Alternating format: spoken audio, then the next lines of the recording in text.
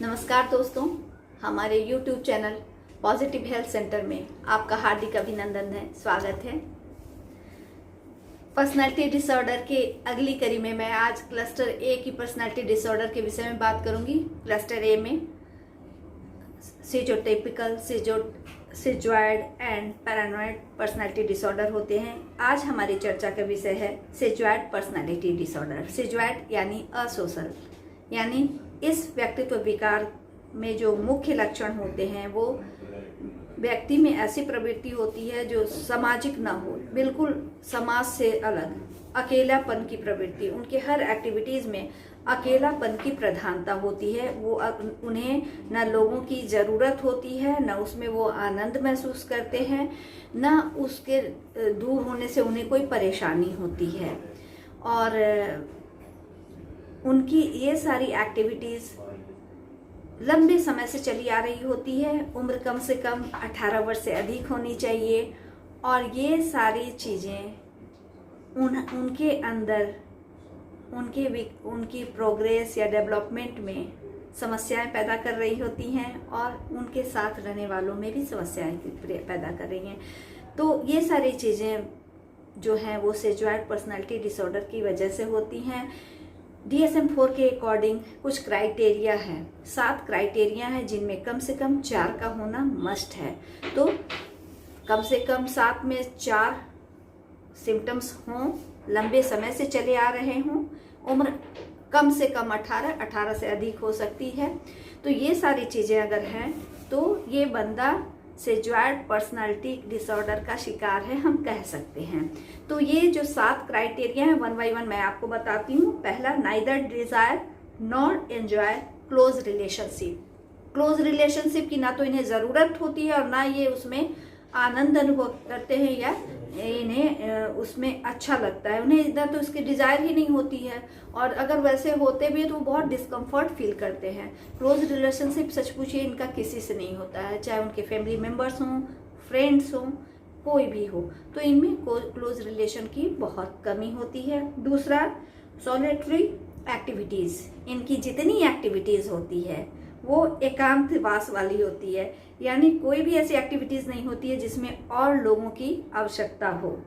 तो ये एक बहुत ही पर्टिकुलर सिम्टम है जो एक अलग पहचान बताती है। No interest in sexual activities. Normally कोई भी व्यक्ति एक एज के बाद अपोजिट सेक्स में उसका अट्रैक्शन होता है या उस तरह की भावनाएं बनती हैं, लेकिन जो इस विकार के शिकार होते हैं उनमें इस तरह की कोई भी भावनाएं होती ही नहीं हैं। चौथा, take pleasure in few activities. इन्हें ऐसा नहीं कि प्लेजर की भावना नहीं होती है, प्लेजर फील करते हैं, लेकिन कुछ पर्टिकुलर चीज़ों के प्रति, कुछ पर्टिकुलर एक्टिविटीज़ में ये प्लेजर फील करते हैं। प्रायः देखा गया है कि इन्हें जानवरों से बहुत, पशुओं से बहुत लगाव, बहुत प्यार होता है। ये प्लांटिंग करते हैं, ये पशुओं से बातें करते हैं, उनके बीच अधिक रहते हैं, और उसकी जगह अगर कोई ह्यूमन बीइंग है उसमें नो इंटरेस्ट, कोई उन्हें लेना देना नहीं होता है। पांचवा है लैक ऑफ क्लोज फ्रेंड्स। इनमें फ्रेंड्स ही नहीं होते हैं तो क्लोज फ्रेंड्स की तो बात ही छोड़िए। बिल्कुल कोई भी रिलेशन में क्लोजनेस नहीं है, कोई भी फ्रेंड होते ही नहीं। अगर भूले भटके दूसरी तरफ से कोई फोर्सली इनके फ्रेंड बनने की कोशिश भी करते हैं तो ये कभी कोई ऐसी एक्टिविटी, कभी कोई ऐसा चीज़ एक्सप्रेस ही नहीं करते हैं जिससे उनके फ्रेंडशिप में क्लोजनेस हो सके या वो बंदा महसूस कर सके।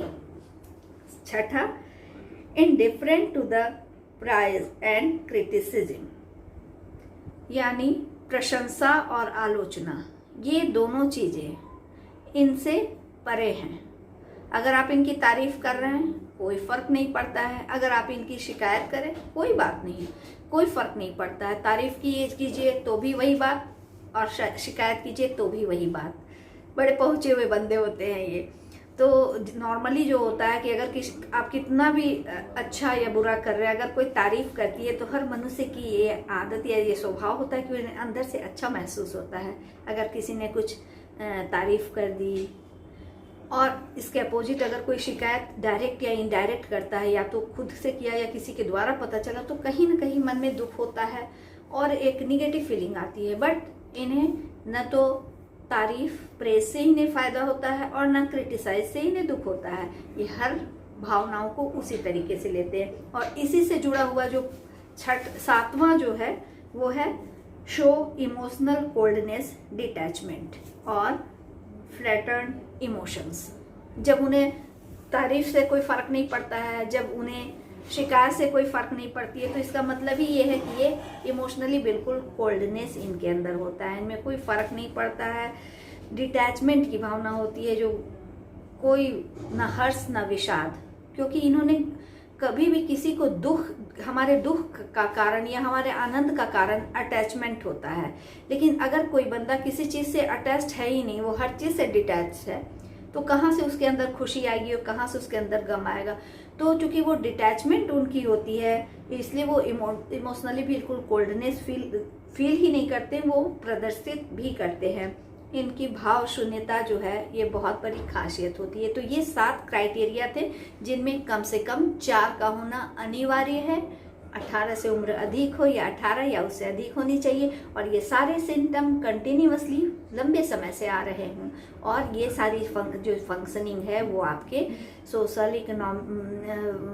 सोशल हुआ, आपके पर्सनल लाइफ हुआ, ऑक्यूपेशनल फंक्शनिंग, सबको मतलब डिस्टर्ब करे या उसमें प्रभाव पड़े या समस्याएं पैदा करे, ये सारी चीज़ें हैं। तो आप शिज़ोइड पर्सनालिटी डिसऑर्डर के मरीज हैं, आपको ट्रीटमेंट की ज़रूरत है, लेकिन घबराने की बात नहीं है।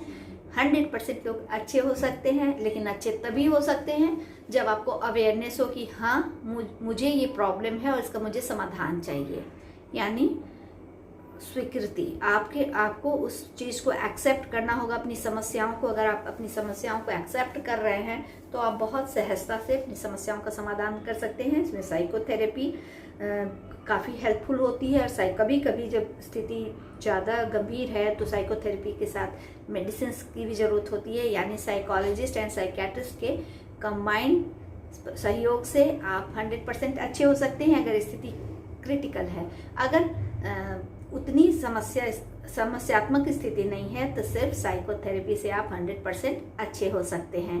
तो फिर चिंता किस बात की है। आपको अगर इस तरह की वीडियोस अच्छे लगते हैं तो ज़रूर लाइक किया कीजिए। अगर अब तक आपने मेरे इस चैनल को सब्सक्राइब नहीं किया तो सबसे पहला काम है आप इसे सब्सक्राइब करें और अधिक से अधिक शेयर करें, ताकि जिसको इसकी ज़रूरत है वहाँ तक पहुँच सके। Thank you.